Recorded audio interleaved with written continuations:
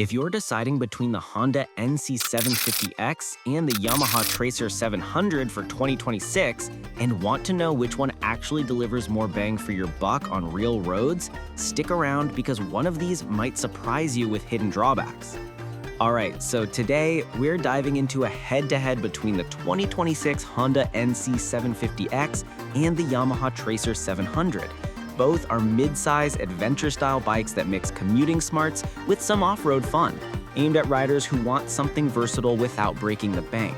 The Honda is known for its no-fuss reliability and that clever storage trick, while the Yamaha brings a peppier engine and sportier vibes. We'll break it down category by category to see which one edges out for daily rides, long trips, or light trails. Let's get into it. First up, engine and performance. The Honda NC750X packs a 745cc liquid-cooled parallel twin engine. It's got 58 horsepower at 6,750 RPM and 50.9 pound-feet of torque at 4,750 RPM. What stands out here is how smooth and torquey it feels from low speeds. You can pull away in traffic without much revving, and it hits 60 miles per hour in about 4.5 seconds. The engine's designed with a 270-degree crank for that punchy feel, and it's super efficient, which we'll talk about later. Now, compare that to the Yamaha Tracer 700's 689cc parallel twin. This one pushes out 72 horsepower at 8,750 RPM and 50 pound-feet of torque at 6,500 RPM. It's got a cross-plane concept that makes it feel lively and responsive, especially when you twist the throttle hard. It'll get to 60 miles per hour in around 4 seconds flat. But here's the thing, the Yamaha needs more revs to wake up, so in stop-and-go city stuff, it might feel a bit less eager than the Honda. On highways though, the Yamaha pulls ahead with better top-end power, topping out around 120 miles per hour comfortably, while the Honda maxes out about 115 miles per hour. Both have electronic fuel injection for clean starts, but the Honda's engine is borrowed from car tech, making it vibrate less at cruising speeds. If you're into numbers, the Honda's bore and stroke is 77mm by 80mm with a 10.7:1 compression ratio, versus the Yamaha's 80mm by 68.6mm and 11.5:1 ratio, which explains the Yamaha's higher rev happiness. Performance-wise, if you prioritize easy low-end grunt for everyday use, Honda wins. For spirited riding on twisty roads, Yamaha takes it. Moving to design and exterior details. The Honda NC750X has that rugged adventure look with a tall stance. It stands at 31.6 inches seat height, which is adjustable down to 30.3 inches if you get the low seat option.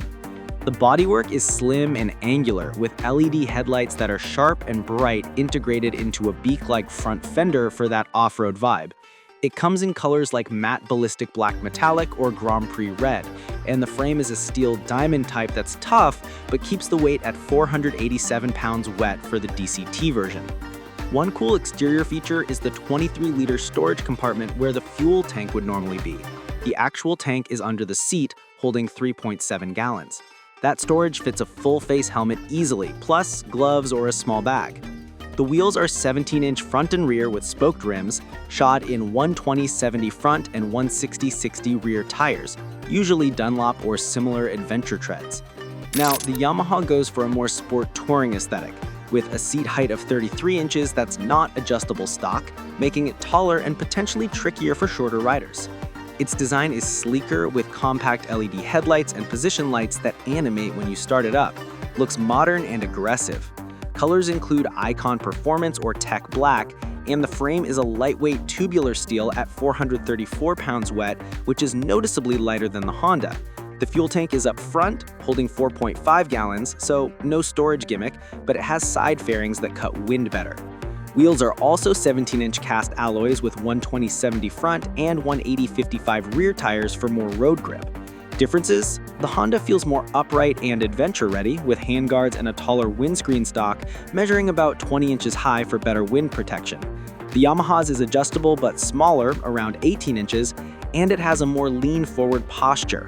Exterior-wise, if you want practical looks with built-in utility, Honda. For a sportier, lighter profile, Yamaha. Let's talk about comfort and ergonomics next, because these bikes are meant for long hauls. On the Honda NC750X, the riding position is neutral and relaxed. Handlebars are wide and high, foot pegs are mid-mounted, and the seat is padded well for all-day rides. It's got a 5.4-inch travel front fork and 5.9 inches rear, soaking up bumps nicely. For taller riders over 6 feet, there's plenty of legroom, and the adjustable windscreen helps block highway blast. The seat is 31.6 inches high, but it's narrow at the front, so most people can flat-foot it. Passenger comfort is decent with grab rails and a wide pillion seat. Now, the Yamaha has a more aggressive ergo setup. Bars are a bit lower and forward, foot pegs higher, giving it a sporty feel but potentially tiring on super long trips. Suspension travel is 5.1 inches front and 5.6 inches rear, tunable for preload. The seat is firmer and higher at 33 inches, which might require tiptoeing for under 5'8" riders, but it's sculpted for better ground reach. Wind protection's good with the adjustable screen, but not as tall as Honda's. For passengers, the Yamaha has better foot peg positioning and a thicker seat. Key differences: Honda's lower seat and more upright stance make it comfier for beginners or commuters. Yamaha's setup rewards riders who like carving corners, but might fatigue you faster on interstates. In terms of details, the Honda's handlebar risers are 1.5 inches higher, and its knee bend is less acute, reducing strain on joints. Yamaha counters with vibration-dampening rubber mounts on the bars, keeping hands buzz-free at high RPMs. Features and technology. This is where things get interesting for 2026 updates. The Honda NC750X comes standard with its famous dual-clutch transmission, which is automatic or manual shift via buttons, no clutch lever needed. It's got a 6.5-inch TFT display showing speed, RPM, fuel, and even gear position, plus smartphone connectivity for navigation via Honda's app. ABS is standard on both wheels, and there's traction control with 3 modes: standard, rain, and off. Other bits include LED lighting all around, a USB port under the seat, and that huge storage frunk with a lock. For 2026, it added ECU tweaks for smoother throttle response and optional hand guards. The Yamaha Tracer 700 steps up with the new Y-AMT automated manual transmission option, which shifts gears without a clutch, similar to Honda's but with quick shifter integration. Standard is a 5-inch TFT screen with YCCT riding modes, Sport, Street, Rain, and YRC for customizable traction. It has smartphone linking too via Yamaha's MyRide app for calls and music. ABS, LED lights, and a USB are there, plus adjustable suspension from the dash. For 2026, it got animated LED signals and more electronic aids like cruise control on the GT version. Differences: Honda's DCT feels more car-like and beginner-friendly with seamless shifts. Yamaha's Y-AMT is sportier, allowing manual overrides faster. Honda wins on storage and practical tech, Yamaha on customizable modes. Numerically, Honda's display is larger at 6.5 inches versus Yamaha's 5, and Honda's traction has more levels. Handling and suspension are crucial for these adventure tours. The Honda NC750X uses a Showa 41mm front fork with 5.4 inches travel and a rear ProLink rear shock with 5.9 inches, adjustable for preload. It's tuned for stability with a 27-degree rake and 4.3-inch trail, making it predictable on pavement and light dirt. At 487 pounds, it's not the lightest, but the low center of gravity from the underseat tank helps in slow maneuvers. It corners well, but feels planted rather than flickable. The Yamaha Tracer 700 has upside-down 41mm forks with 5.1 inches travel and a rear monoshock with 5.6 inches, both adjustable for preload and rebound. With a 25-degree rake and 4.3-inch trail, plus lighter 434-pound weight, it's more agile. You can toss it into turns easier. It's great on twisties, but might feel twitchy on bumpy roads compared to Honda. Differences: Yamaha's lighter weight and sharper geometry make it funner for sport riding. Honda's is more forgiving for loaded touring or gravel.